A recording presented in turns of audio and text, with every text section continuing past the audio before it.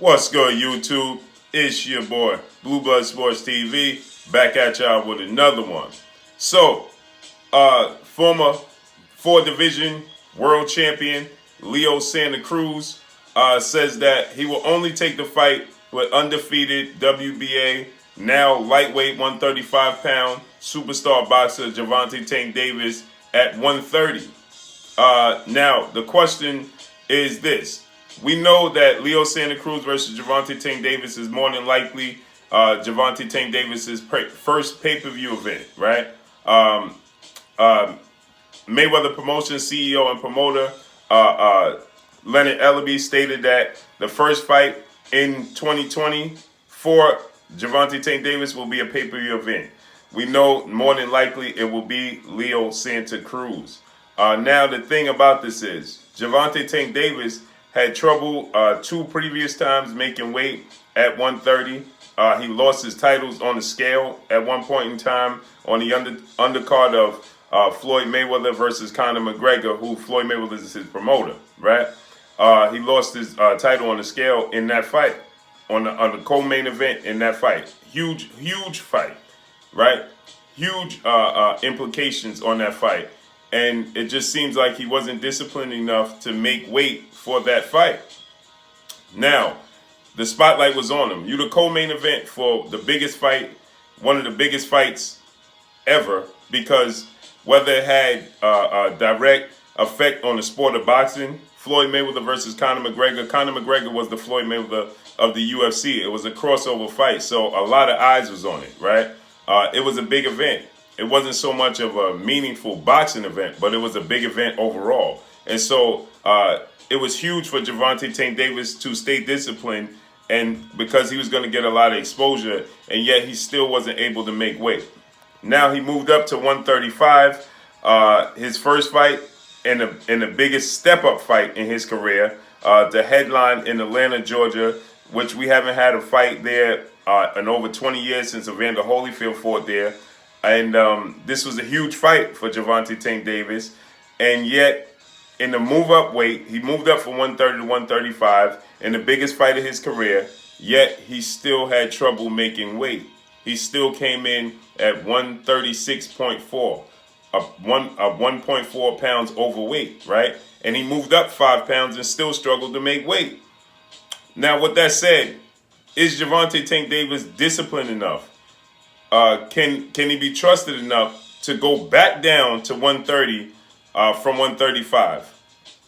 I think it's a high risk. I think it's a danger area for Floyd Mayweather, Leonard Ellaby, Mayweather Promotions, Al Heyman, and the PBC to attempt this, in my opinion. I think they'd be better suited finding another opponent if Leo Santa Cruz can't come up to 135, or he doesn't feel comfortable, or he feels like he's at a disadvantage at 135. So he'd much rather be have the fight at 130. And this is what it seems like. This is what it sounds like. Leo Santa Cruz is much more comfortable, and he don't feel like he's at that much of a disadvantage going to 135. I believe he just had his first fight at 130 recently, right? So, you know, this is to ask him to jump up to 135, I don't believe Leo Santa Cruz could do so.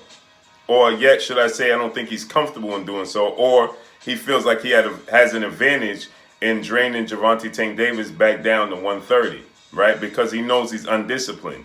If he can't make 135 in his first fight going up into that weight class, then he's definitely going to struggle to come down to 130 after going up to 135, right? He has to be super disciplined and super focused, right?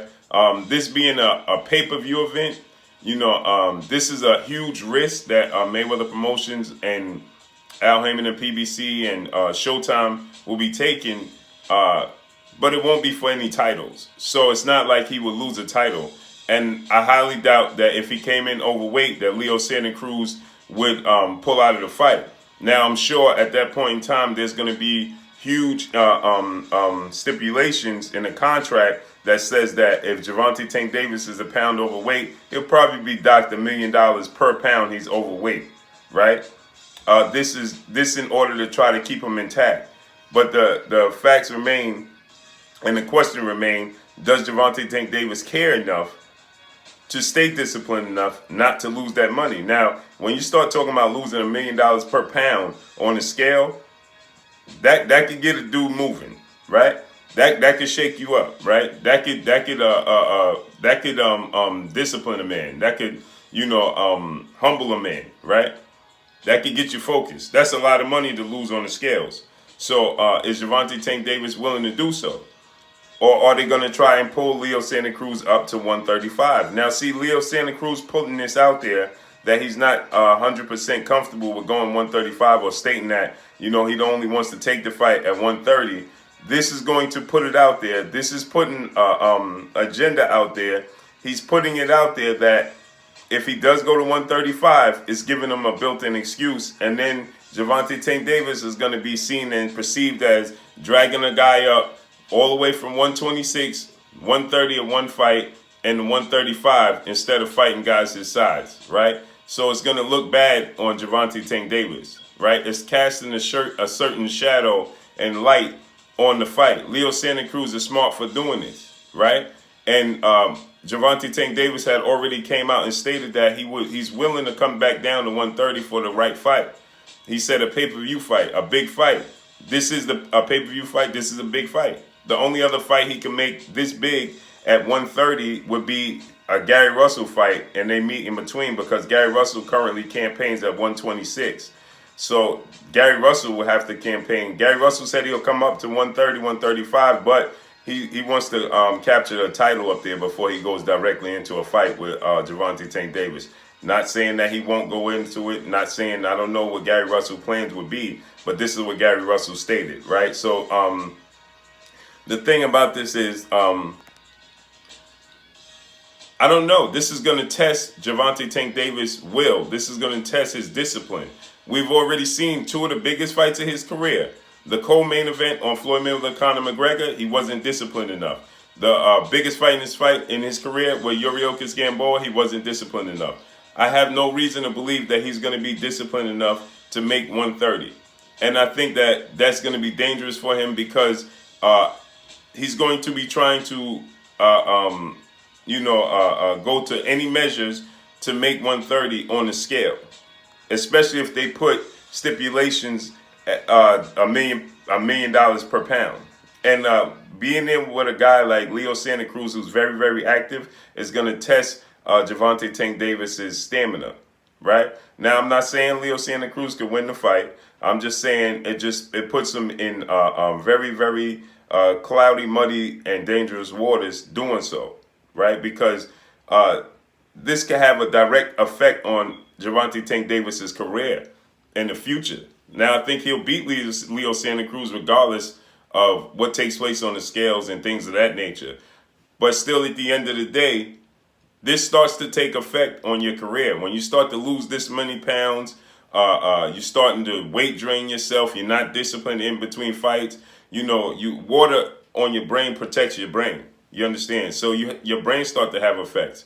He's only 25 years of age, but his career is going to start to show the effects of being undisciplined in between fights, right? A guy we see, unfortunately, Gervonta Tank Davis' good friend, Adrian the Problem Broner, undisciplined in between fights. And I believe that took a grave toll on his career. That's the reason why you don't see him active in the ring. He just can't let his hands go. I used to believe that it was a mindset that he just didn't want to let his hands go. But now I'm in the mindset of I believe he can't let his hands go. His body just won't react because it's just it took so much of a beating in between fights and then in fights, in training camps, trying to lose weight. You just put your body through so much wear and tear on the body that I don't believe Adrian Broner could let his hands go at this point in time. The muscle memory is gone. The body just won't react. The quick twitch muscles are gone. Because you just put so much wear and tear and so much demand on the body that it's just not going to react. In such an early age for Adrian Broner, you see his career start to go down. And I believe that in this situation, if Gervonta Tank Davis, if they push him to try and lose weight and he's not going to stay disciplined, if he couldn't stay disciplined for a co-main event fight on the biggest stage on a Floyd Mayweather undercard, He couldn't stay disciplined for that. He couldn't stay disciplined for, and I believe the Floyd Mayweather undercard, he came in nearly 4 pounds overweight, 2 or 3 pounds, I don't remember, but it wasn't no 1.4. But the Yuriokis Gamboa, biggest fight of your career, you're headlining, you're fighting a step up fight, the biggest step up fight of your career, and you move up 5 pounds and you still can't make weight. You're still not disciplined enough to make weight. I get no indication that you'll do so against Leo Santa Cruz to go back down. If you couldn't make weight going up 5 pounds, I can't see you making weight going down 5 pounds, right? That's just simple mathematics right there, right? There's no rocket scientist to that. So with that said, I think this could have a direct effect on Gervonta Tank Davis's career in the long run if they attempt to have him to move back down to 130. I think it's too dangerous. I think he needs to fight at 135. If Leo Santa Cruz not comfortable doing so, find another opponent. But let's see how this all plays out. But that's all I got for y'all. Y'all already know what it is. It's your boy Blue Blood Sports TV. Hate, like, comment, and subscribe. You haven't subscribed? Hit the subscribe button, hit the like button, hit the bell icon to get all the new notification. Follow me on Instagram at Blue Blood Sports TV, all one word. Y'all already know what it is. Shouts out to the entire LDBC. Shouts out to New Media. Shouts out to Black Media Row. Make sure you like and share the video. And a matter of fact, let me say this. Now that I think about it, how about moving Tevin Farmer up to 135? Because there's a history there, there's a storyline there, and Tevin Farmer is getting ready to fight the biggest name opponent in his career in Jojo Diaz.